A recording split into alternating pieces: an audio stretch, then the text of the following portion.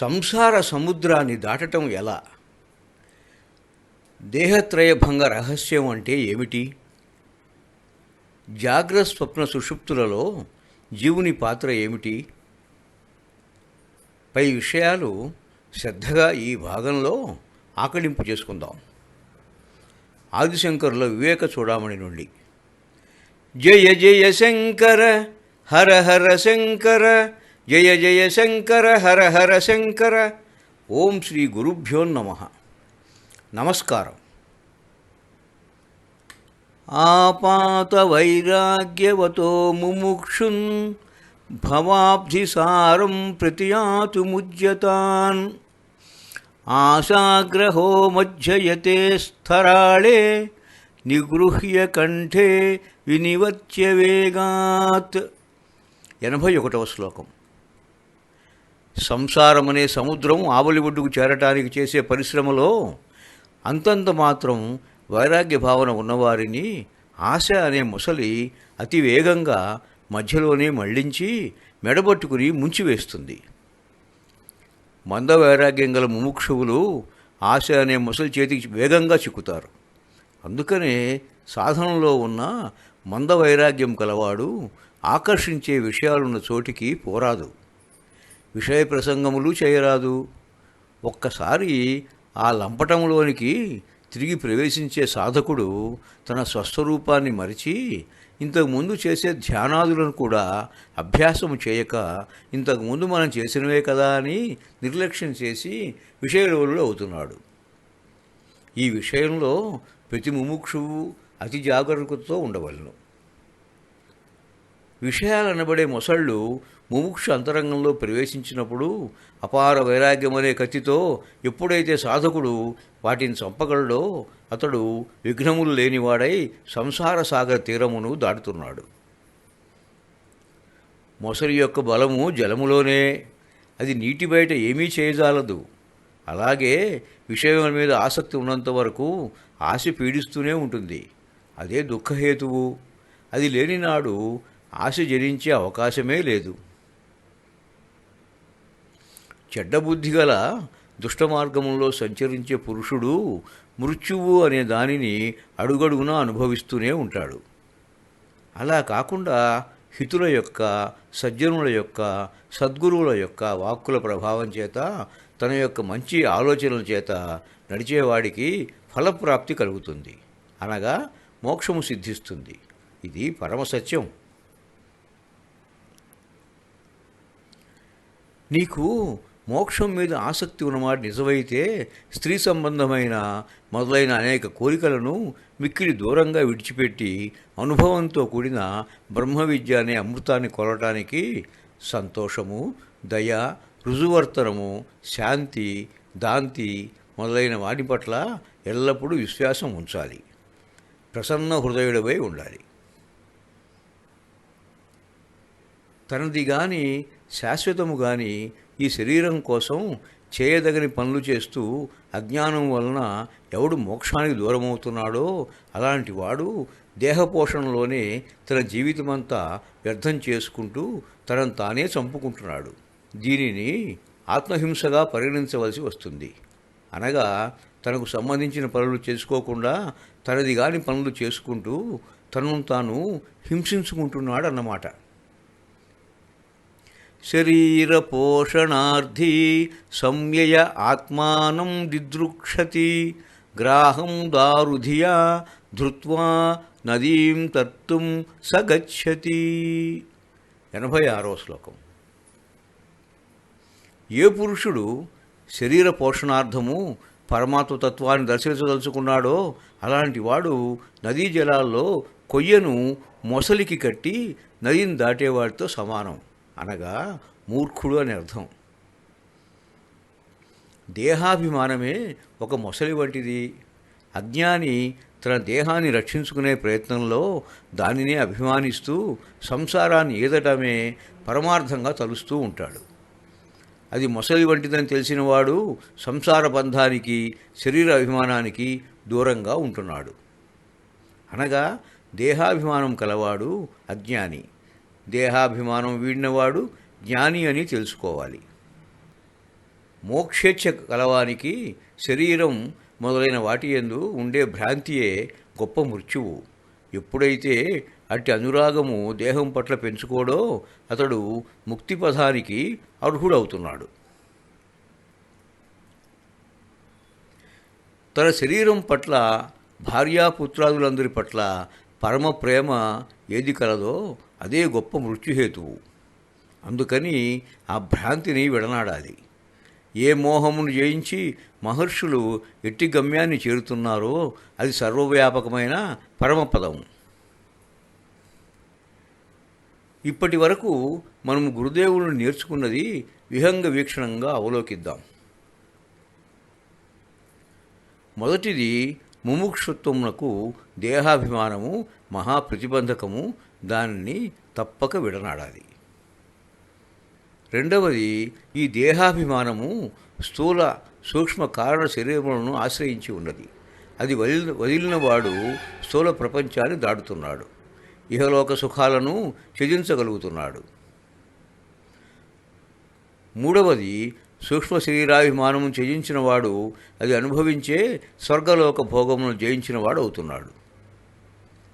ఇక చివరిది, మూలజ్ఞాన స్వరూపమగు కారణ శరీరము జయించినవాడు బ్రహ్మాది లోకాలను కూడా జయించినవాడు అవుతున్నాడు.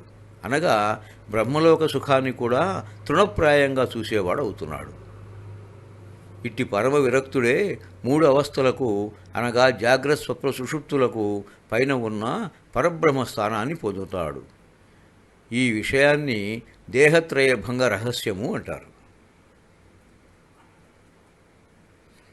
చర్మము, మాంసము, రక్తము, నరములు, మెదడు, కొవ్వు, ఎముకలు వీటితో కూడుకున్నదై మలమూత్రముల చేత నింపిపడినదైన ఈ స్థూల శరీరము అసహ్యకరమైనది. పంచీకృతేభ్యో భూతేభ్యః స్థూలేభ్యః పూర్వకర్మణ సముత్పన్నమిదం స్థూలం భోగాయతనమాత్మనః అవస్థ జాగర్తస్య స్థూలార్థానుభవో యతః. 90వ శ్లోకం. పంచీకృత విధానంతో కలపబడిన పూర్వజన్మల కర్మచేత పుట్టిన ఈ స్థూల శరీరం జీవునకు సుఖదుఖాలను అనుభవించుటకు మాత్రమే స్థావరమైంది. స్థూల శరీర అనుభవమే ఆ శరీరానికి జాగ్రత్త అవస్థ అవుతున్నది.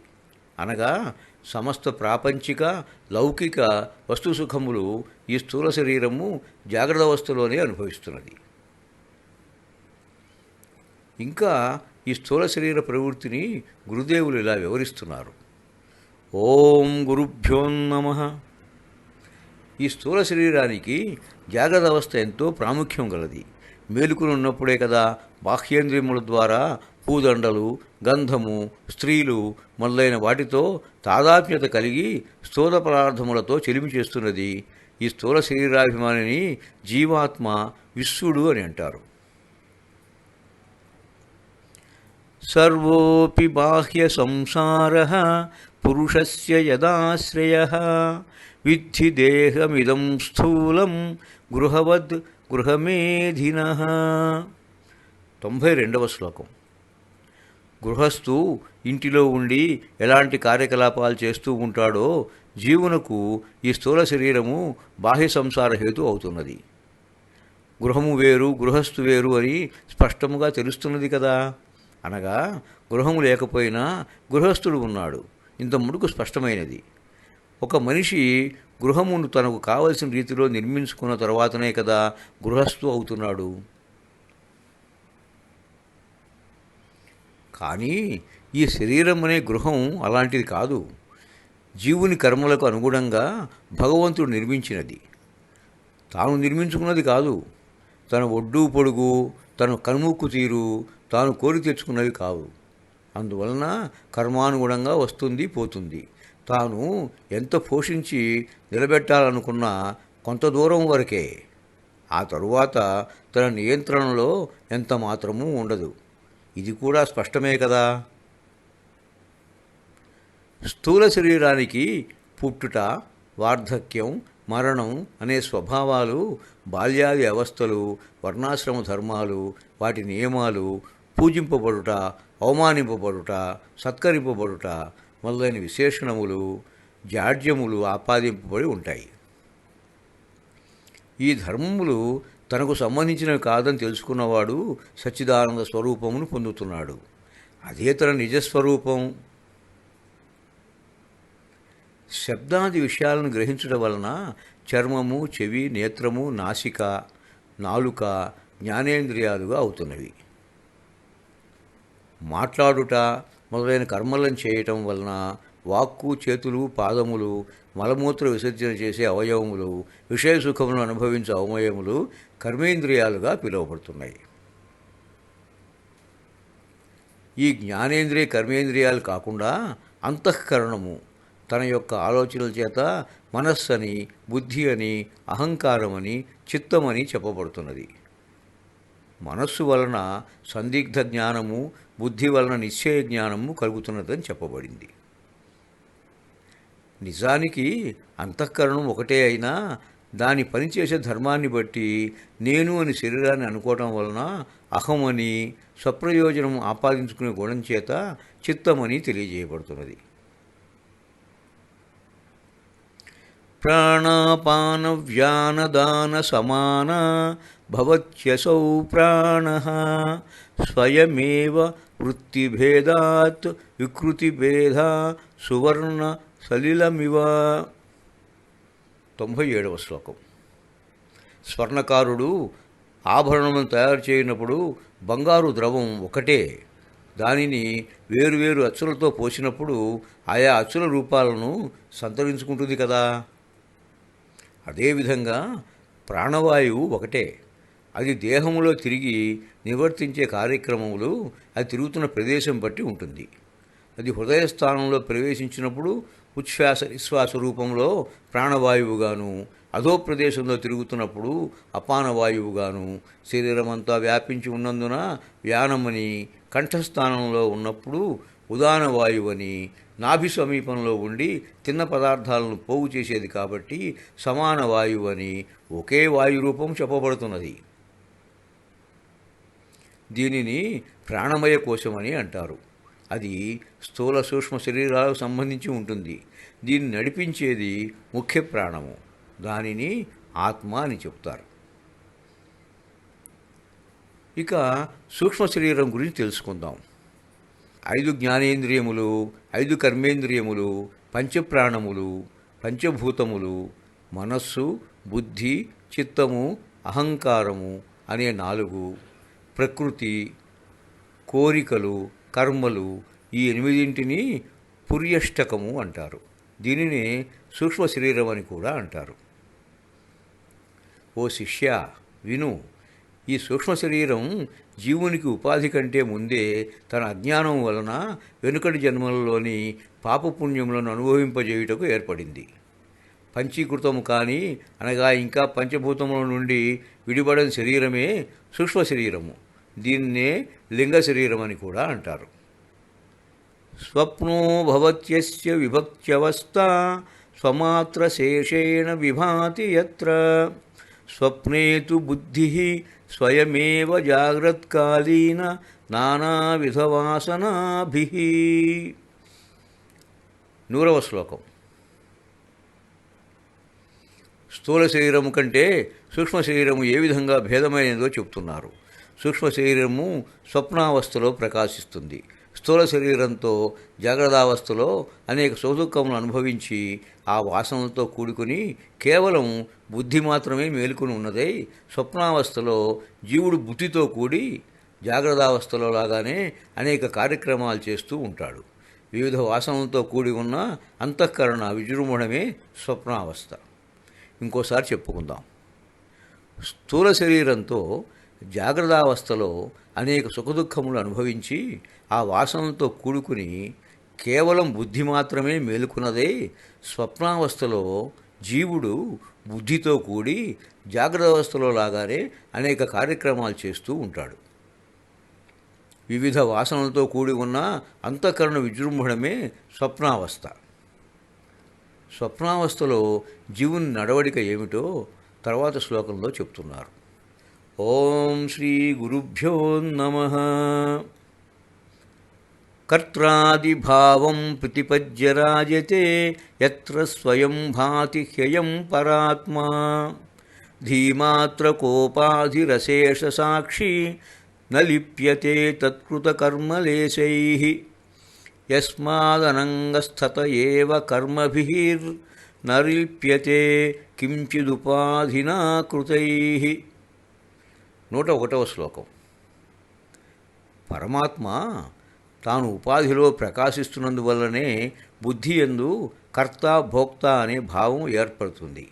అయితే జీవుడు మాత్రం స్వప్నావస్థలో సర్వసాక్షి అవుతున్నాడు. స్వప్నంలో బుద్ధిని ఉపాధిగా భావించే జీవుడు కర్తృభోక్త భావాలు కొంచెమైనా తనకు అంటకుండా ఉంటాడు. జీవాత్మ స్వప్నంలో నిస్సంగుడు, అనగా బుద్ధి కంటే వేరుగా ఉండి బుద్ధి చూసే స్వప్నాలకు, అందులోని కార్యక్రమాలకు సాక్షిగా మాత్రమే ఉంటున్నాడు. అప్పుడు బుద్ధి స్వప్నంలో తానే భోక్తగా, తానే కర్తగా కర్మలు చేస్తూ ఉంటుంది, అనుభవిస్తూ ఉంటుంది. అనేక వాసనలతో ఏర్పడిన బుద్ధి యొక్క స్వప్నంలో చేష్టలు సాక్షిగా ఉన్న జీవునికి ఏమీ అంటవు. స్వప్నంలో కూడా ఉపాధికి చైతన్యం ఉండటం వలన ఇంద్రియాలతో సంబంధం లేకపోయినా బుద్ధి తాను చేస్తున్నట్టుగా ఆపాదించుకుంటుంది. ఇప్పుడు సాక్షిభూతంగా ఉన్న జీవుడు తేజస్సుడు అని పిలువబడుతున్నాడు. జ్ఞానస్వరూపైన జీవునికి సూక్ష్మ అనగా లింగ శరీరము వడ్రంగివానికి అతడి చెక్కుడు పనిముట్టు వలె నానావిధ కార్యక్రమములు స్వప్నంలో చేయడానికి ఉపయోగపడుతున్నది. అంత మాత్రమే గాని జీవుడు అక్కడ కూడా నిస్సంగుడే, నిరంజనుడే, నిర్వికారుడే, నిష్క్రియుడే. జీవుడు శరీరం కన్నా వేరు అనే విషయము మనకు నెమ్మదిగా బోధపడుతున్నది కదా. శరీర ధర్మాలు పరమాత్మకు సంబంధించినవి కాదు. కళ్ళు మసకబారుట, కొద్దిగా చూపు మందగించుట, అంధత్వము, అలాగే చెవులు కొద్దిగా వినడపడకపోవుట, బధిరత్వము, జరపీడితునకు నాలుక మధుర పదార్థం రుచి తెలియకపోవుట, ఇలాంటివన్నీ ఇంద్రియముల పటుత్వం తగ్గుట వలన జరిగే మార్పులు. అంతేగాని జీవునికి ఆ లక్షణములు ఆపాదించజాలము. ఎందుకంటే ఆత్మయే ఈ హెచ్చుతగ్గులన్నీ గమనించగలుగుతున్నది. ఆత్మకు ఏ మార్పులు లేవు. జీవాత్మ నిర్వికారుడని దీనివలన స్పష్టమవుతున్నది. నాకు జ్వరం వచ్చింది, నా చూపు మందగించింది, నాకు ఆకలి వేయటం లేదు, నాకు రుచి తెలియటం లేదు అని ఇవన్నీ జీవుడు సాక్షిభూతంగా ఉండి గమనిస్తున్నవే. ఉచ్ఛ్వాస నిశ్వాసలు, ఆవులింతలు, ఆకలి దప్పులు, చెమట పట్టుట మొదలైన పనులన్నీ ప్రాణవాయువు, మిగిలిన వాయువుల యొక్క ధర్మములు. అంతఃకరణమేతేషు చక్షురాదిషు వర్ష్మణి అహమిత్యాభిమానేన తిష్టంత్యాభాసతేజసా. 105వ శ్లోకం. ఇక అంతఃకరణము విషయము గురుదేవులు చెప్పుచున్నారు. ఇది లోపలి ఇంద్రియం వంటిది. పూర్వ శ్లోకాలలో చెప్పినట్లు మనస్సు, బుద్ధి, చిత్తము, అహంకారము ఈ నాలుగింటిని కలిపి అంతఃకరణము అని చెప్తున్నారు. అంతఃకరణ చతుష్టయం అని కూడా దీన్ని అంటారు. ఈ నాలుగింటిలో నేను అనే అహంకారమే సకల ఆలోచనలకు మూలము కనుక దీనిని ముఖ్య వ్యాపారంగా చెబుతున్నారు. ఈ అంతఃకరణము జ్ఞానేంద్రియములందును, అందులో అహంకారము శరీరమంతటా నేను అనే భావంతో ఉంటుంది. అదే అహంకారము. అహంకారమే భిన్న సమయాలలో కర్తగా, భోక్తగా, అభిమానిగా అవుతున్నది. ఈ అహంకారమే సత్వగుణ సంబంధంతో కలిసి జాగ్రత్త అవస్థ ఎందును, రజోగుణ సంబంధంతో స్వప్నమందును, తమోగుణ సంబంధముతో సుషుప్తి ఎందును కలిసి ఉంటుంది. ఈ మూడు అవస్థలలో కూడా అహంకార విజృంభణ అంతఃకరణ వలననే. ఈ అహంకార భావం వలననే ఏదైనా పని చేస్తున్నప్పుడు కర్త నేను అని, దేనిని అనుభవిస్తున్నప్పుడు నేను భోక్తనని అనిపిస్తుంటుంది. ఈ విషయము అంతఃకరణంలో పడచూపగానే ఆ నేను నాది అనే భావం దూరం చేసుకుని నేను అనేది పరమాత్మ యొక్క స్వరూపమే అని భావన చేసుకోవడమే అంతఃకరణ చైతన్యపరచటం. అప్పుడు పైన చెప్పిన కర్తృత్వ భోక్తృత్వ భావాలు తనను అంటవు. అలా కాకుండా ఆ అంతఃకరణకు భోగ్య వస్తువులపై అనుకూల భావం పడగానే సుఖపడుతున్నట్లుగాను, అనుకున్నవి దొరకక ప్రతికూలత ఏర్పడగానే దుఃఖి అనే భావన పొడచూపుతుంది. అంతేగాని స్వస్వరూపమైన ఆత్మకు ఈ సుఖదుఖములు లేవు. జపాకుసుమం అనే ఎర్రటి పుష్పం యొక్క కాంతి స్ఫటికం మీద పడగానే అది అరుణకాంతి సంతరించుకుంటుంది. కానీ స్ఫటికం రంగు ఎరుపు కాదు కదా.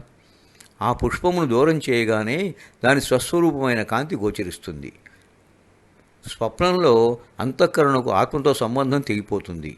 అందువలన ఆత్మ కర్తృత్వ భోక్తృత్వ భావాలను కలిగి ఉండదు. కాబట్టి అవి ఆత్మధర్మములు కావు.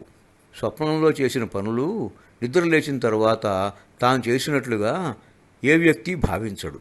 దేహికి ఆత్మయే అన్నింటికన్నా ప్రియమనే దృష్టాంతరం గురుదేవులు చెబుతున్నారు. ధన సంపాదనకై దూరదేశమేగి ధనము సంపాదించిన వాడు దానిని తనది అని భావించకుండా ధనము కన్నా అత్యంత ప్రియమైన కుమారుని కొరకు కుమార్తె కొరకు ఖర్చు పెడుతున్నాడు. వీరిరువురి కంటే ఆప్తమైనది మరి ఒకటి కనబడిన దానిని అమితంగా ప్రేమిస్తున్నాడు. అలాగే శరీరాన్ని పదిలంగా చూసుకునే దేహాభిమాని ఏదైనా వ్యాధి వచ్చినప్పుడు నిస్సంకోచంగా ఏ శరీర భాగాన్నైనా కోల్పోవడానికి సిద్ధపడుతున్నాడు. తద్వారా తనను తాను బ్రతికించుకుంటున్నాడు. అనగా తన దేహంలోని ఆత్మను తాను నిలుపుకుంటున్నాడు. ఆత్మ అత్యంత ప్రియమైనది. అది ప్రియమైనది కావడం వల్లనే ఆనంద స్వరూపం. సుషుప్తిలో ఆత్మ తమోగుణ పరివేష్టితుడై స్వస్వరూప ఆనందాన్ని అనుభవిస్తున్నాడు. నిద్ర నుండి మేలుకొన్నవాడు నేను హాయిగా నిద్రించాను అని చెప్పడం వల్లనే ఆత్మ నిత్యానందుడని తెలుస్తున్నది. అవ్యక్తనామ్నీ పరమేశ శక్తి అనాద్య విద్యా త్రిగుణాత్మికా పరా కార్యానుమేయా సుధియైవ మాయా యాయా జగత్సర్వమిదం ప్రసూయతే. 110వ శ్లోకం. ఈశ్వర శక్తికి అవ్యక్తమనే పేరు ఉన్నది.